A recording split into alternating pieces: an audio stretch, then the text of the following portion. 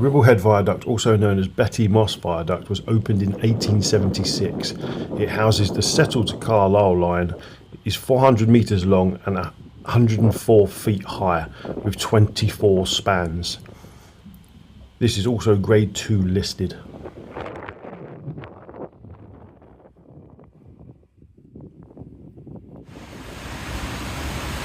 Hardwell Force, claimed to be England's highest unbroken fall at more than 100 feet. Access is through a cafe at a cost of £4 per adult due to it being private land.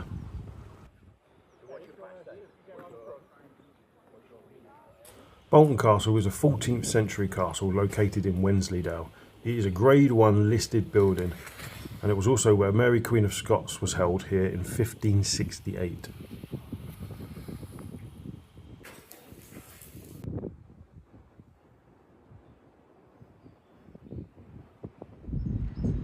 If you like what you see here, then please do like, follow and subscribe to my TikTok, YouTube and Instagram.